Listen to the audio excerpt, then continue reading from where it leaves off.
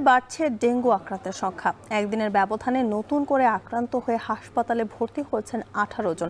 বিস্তারিত জানাতে Patuakhali medical college হাসপাতাল থেকে যুক্ত হচ্ছেন জসিম পারভেজ। জসিম, পটুয়াখালীতে এখন পর্যন্ত কতজন ডেঙ্গু আক্রান্ত হয়েছেন এবং এই ডেঙ্গু মোকাবেলায় কি ব্যবস্থা নেওয়া হচ্ছে জানাবেন।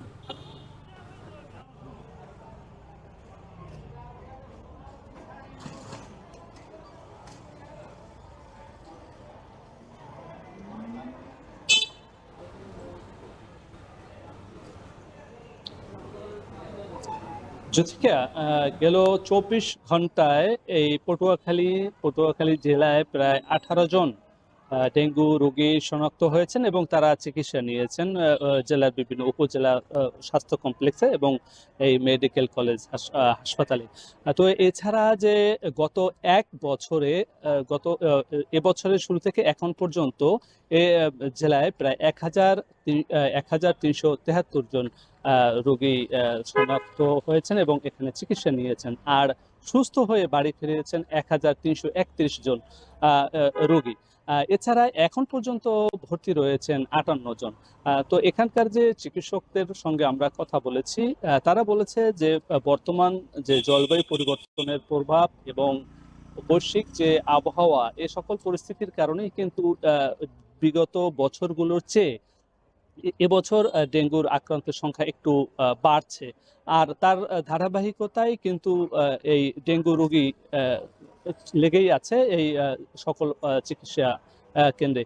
এখন এখানকার যে পরামর্শদাতা যারা রয়েছেন, বিশেষজ্ঞরা রয়েছেন, তারা বলেছেন যে পরিষ্কার পরিচ্ছন্নতা বজায় রাখা এবং স্বাস্থ্য সচেতনতা হচ্ছে এই ডেঙ্গু রোগী আক্রান্তের হ্রাস করা যেতে পারে। এবং মশক নিধনে যে সকল উপজেলা এবং পৌর কর্তৃপক্ষ রয়েছে, তারাও তৎপর রয়েছে, স্বাস্থ্য বিভাগও তৎপর রয়েছে। তাদের সকলের সমন্বিত প্রচেষ্টায় তারা কিন্তু ডেঙ্গু নিয়ন্ত্রণে কাজ করে যাচ্ছেন বলে আমরা সংশ্লিষ্টদের সঙ্গে কথা বলে জানতে পেরেছি। এছাড়া যে আক্রান্তের সঙ্গে কথা বললে আমরা যতটুকু জেনেছি যে যতটাই সচেতনামূলক কর্মকাণ্ড পরিচালনা করা হোক এবং মশক নিধনে যে কাজ করা হোক, তারপরও সন্ধ্যা নামলেই যেন মশার উৎপাতে তারা অতিষ্ঠ।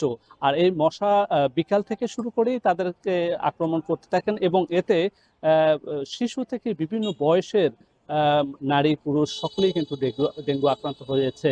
আর এখানকার যে হাসপাতালের যে আমরা খোঁজ নিয়ে দেখেছি যে 250 শয্যার যে হসপিটাল, সেখানে কিন্তু রোগীর চাপ সামলানো দায় হয়ে পড়েছে বলে সংশ্লিষ্টরা আমাদের জানিয়েছে। একথা বলা যায় যে ডেঙ্গু রোগীর আক্রান্ত এবং সচেতনতা দুইয়ের সমন্বয়ে কিন্তু আক্রান্তের সংখ্যা কমতে পারে, এমনটি প্রত্যাশা তাদের। এই ছিল আমার কাছে সবশেষ।